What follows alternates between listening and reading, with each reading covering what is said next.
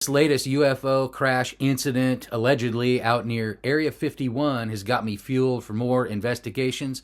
I'm heading back out to where I saw that weird thing. Check this video out. Weirdness in the desert, and that's where we're going. And I've got it right here. 6 crash sites that were covered up, UFO crash sites, out near Area 51, then also closer to here in California. Follow this series with me. I'm going to be heading out on the bike into the desert. I'm already in the desert, so I thought I'd take advantage of this situation and my placement where I am right now to go check this stuff out. So here we go. We're going to go poke the edges of the world a little bit. I'm out in the desert all the time. I'm out alone. I'm in the mountains.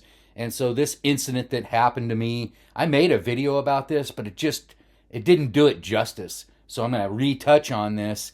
And before I head out into some of these places, I'm going to be passing by this desert anomaly as I go out to these sites, and I'll be filming that. But first off, when I was out in the desert last summer before last, I saw something sticking up out of the grass, and it looked like a tripod.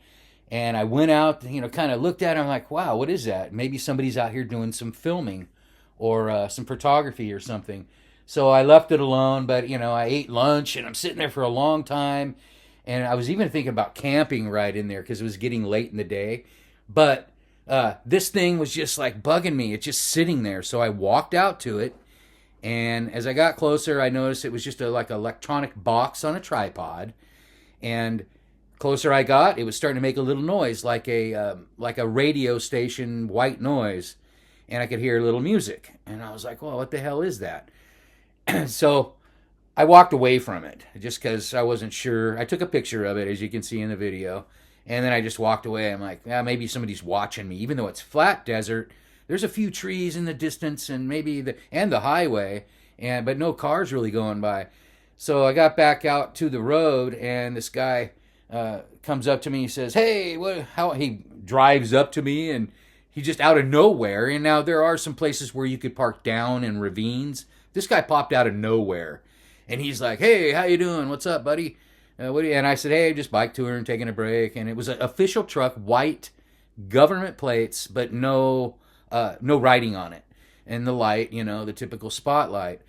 So he said, and I said, do you know what that thing is out there? And he goes, yeah, you're going to want to leave that alone. We're doing some tests out here and radio wave test reading. And I said, okay. Yeah, I didn't touch it. I just went out there and took a picture of it, though. Hope that's okay. He goes, yeah, but he goes, you didn't touch it, did you? And I go, no. So I'm heading back out to the highway, and all of a sudden I see a helicopter in the distance, and it's kind of circling over where I was near that thing on the tripod, and it's up about 500 feet, and then I see it coming toward me. I'm not shitting you. Coming right at me, hovered over me for just a second, and then bailed off. It was like he was just taking a look at who I was. I'm getting ready to get back out on the highway. I'm on a frontage road, which is dirt and gravel. And here comes a four-wheeler, 2 of them actually. But the first one that came up to me had 2 guys on it, and a Native American. And they said, hey, man, what's going on? Talked to me for a minute, and they said, you didn't see anything weird going on out here, did you? And I said, no, I'm out in the desert. The only thing I saw was this thing over there in the field on that tripod. You can see it from here, I point. And they go, yeah, that's what we're talking about. And they said, they're doing some illegal testing on these illegal radio towers that are up just 2 miles from here, and they're trying to test the ballooning in of the signal. And these are highly dangerous, highly radioactive, very, very dangerous for the community. They don't want these towers there. So anyway, they told me a little bit of the story there, and they said, yeah, you might want to just kind of ramble on your way.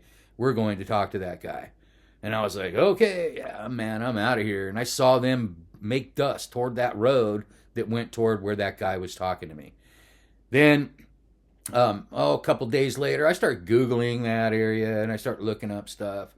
And then I find an article about this situation in that Paiute area, Paiute Native Reservation, that didn't want these towers up. They cut them down. Somebody cut them down. Now, they claim they didn't do it. That would be vandalism. They cut those towers down. They were 2,000-foot towers, 2 of them, cabled to the ground, and they cut these things down.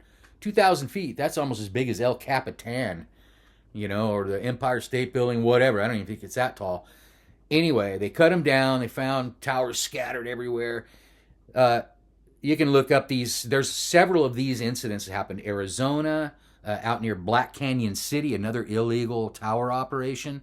These are all for radio stations, and normally they're approved by the FCC, but the locals don't want this. It's like 5G towers, kind of the whole thing that we're hearing about 5G towers. So anyway, please like and subscribe. Follow me. I've got more stories like this coming, and I'm trying to get updates on this one and what's going on out there, whatever became of that.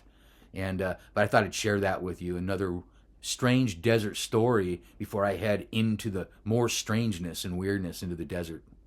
Thank you.